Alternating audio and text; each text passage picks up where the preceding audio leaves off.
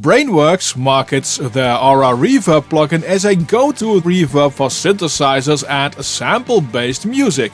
I think Brainworx is selling themselves short because Aura really is, in my opinion, a workhorse reverb plugin that works on all sorts of music. In a plugin like this, you at least want a couple of different sounding reverbs to work with. Let's say a room, hall and plate. Now Aura does not offer these by name. You do get a room, but the other ones are space, soft and echoes. Reverse is more of an effect type of reverb. First, the three reverbs which I consider the main reverbs. And that's room, space and soft. All of these have a tiny bit of grainy quality to them by themselves. And here they are on acoustic guitar.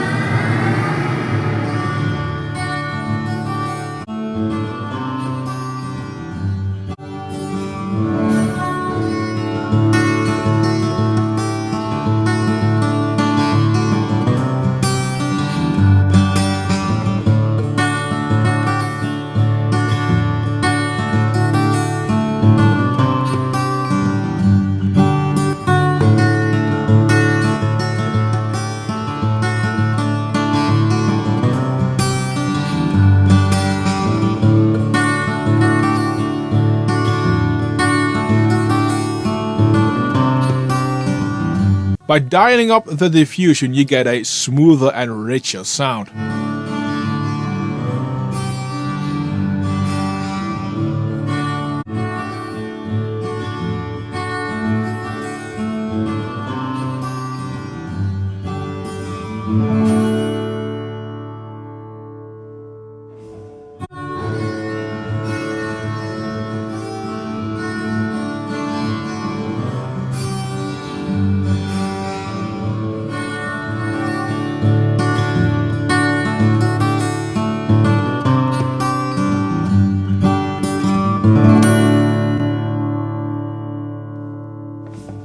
It will never get extremely hi-fi sounding.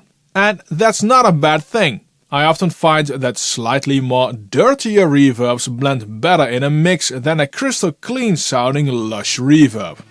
Now with these settings, that is modulation set to 100%, slow rate 100 reverb and size at 100%, the reverbs get a pretty noticeable chorus type of sound.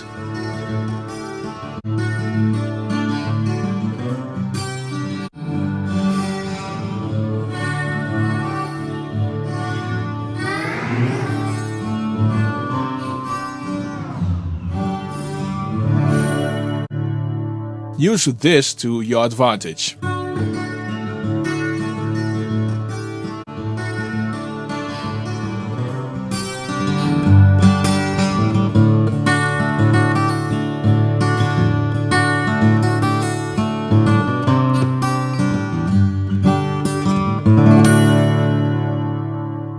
The modulation dial and rate, when cranked, really give a wobbly sound.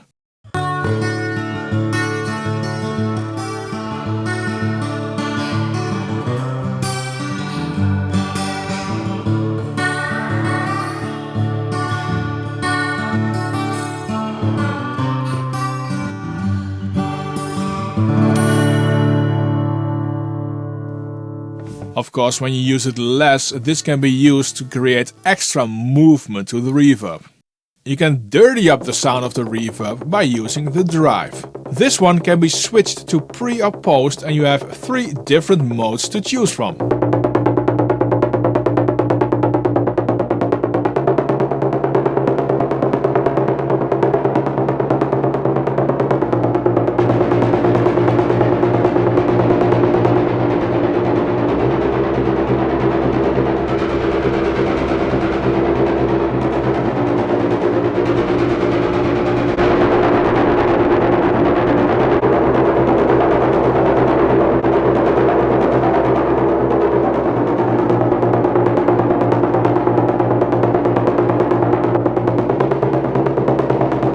The echo's reverb sounds like a grainy echo when you use it on short sounds.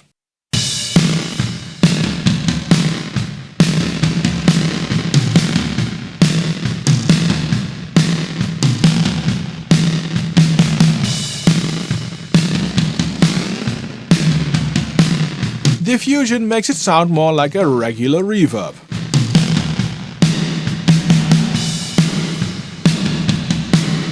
On a different source, like a vocal, it will sound more reverby right away.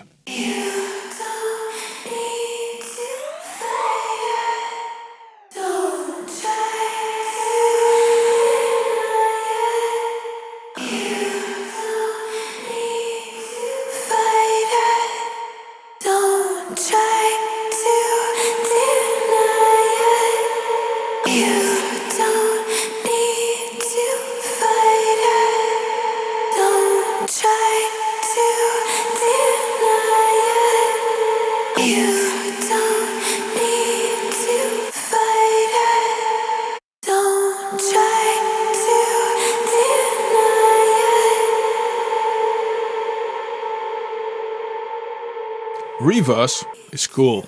It does the well-known reverse reverb trick in a guitar pedal fashion. You get a reverse after the audio is played. It's here on snare. By default, this is also rather grainy. Use diffuse to smoothen it.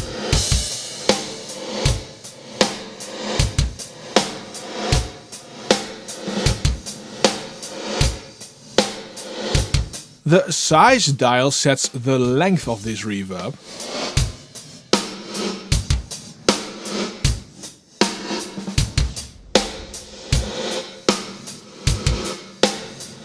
A simple trick to get the reverse reverb before a sound so that it fades into that sound is to duplicate the audio track you want the effect on, set the reverb to 100% wet and move the audio backward. Here it is on the snare. One quarter note will do the trick here.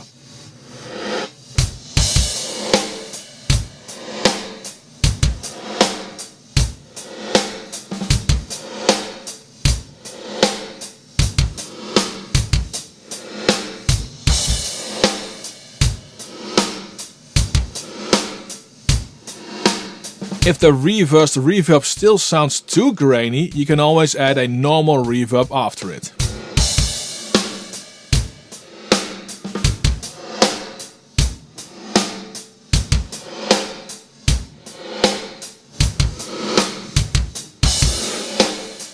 The diffusion control could have gone a few steps further, I think. Now, before we continue, please make sure to subscribe to the channel if you haven't already and hit that like button. This video is sponsored by DistroKid. Cover songs is probably one of the many types of songs you would love to do, but uploading to a streaming platforms is always a hassle due to copyrights and required fee because you cover an original song. DistroKid makes this very easy for you by offering the option to do this all for you for $12 per song per year when you have a DistroKid subscription. Use my link in the description to get 7% off of your first year on a DistroKid. A nice interface touch is that every one of the reverbs has its own color, which is also reflected in every dial.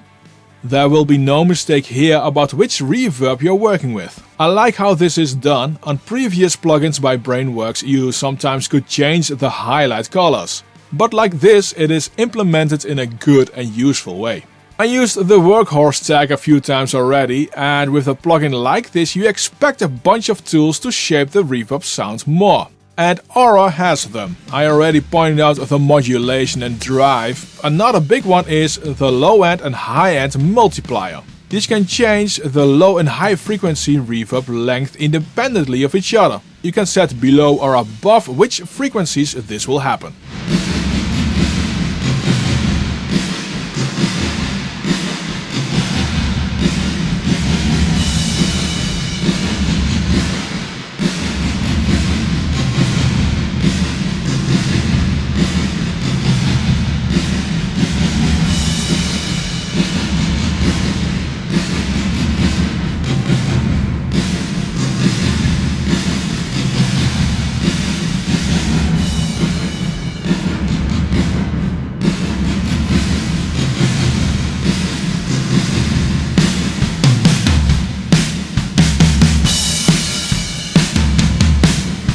This function works really cool in addition to the filters. The high and low cut will shape the audio going into the reverb or shape it after reverbing.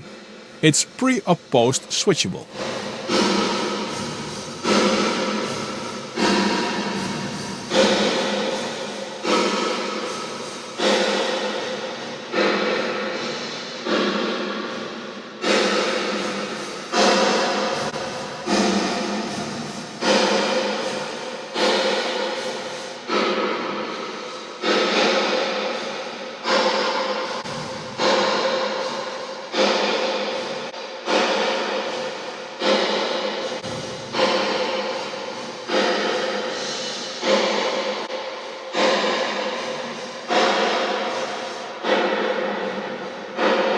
High and low pass by itself is not a lot to work with, but in reality that is what you will mostly use on a reverb. Maybe there could have been one parametric band. Often I find myself removing frequencies from a reverb because the reverb will enhance them and they will get annoying. The plugin comes with a gauge that also does ducking. Especially ducking is something which you want to see on a reverb in 2024. And this one can do external or internal sidechain.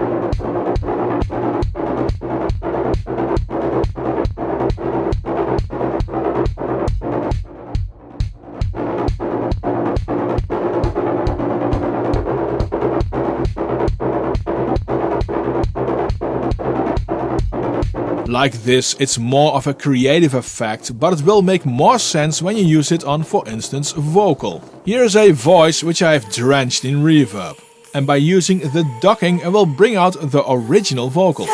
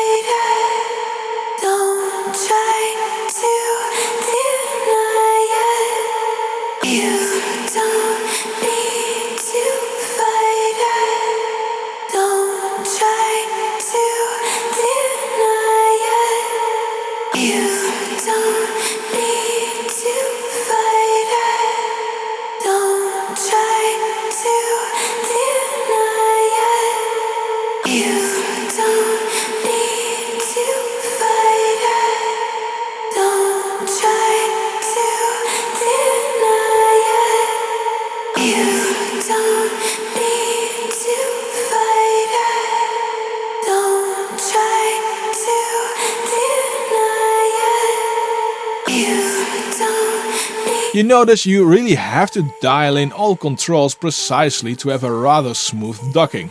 You can easily overdo it.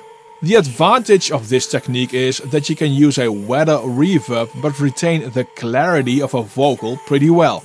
It will save you time because you don't have to do automation to get the same effect. Ducking sounds different from using a pre-delay, which this plugin also offers. Pre-delay can get a pretty echoey sound to it.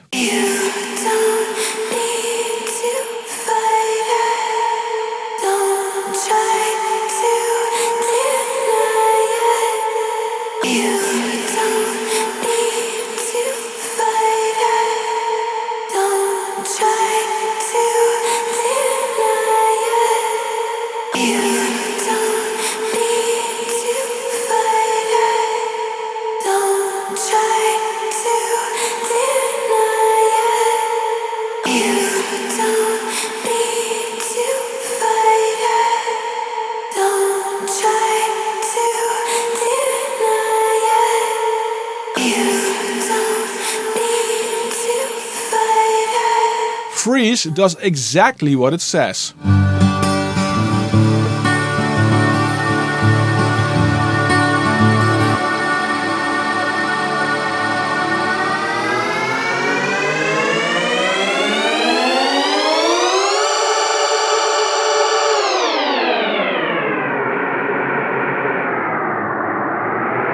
Not all controls will affect freeze.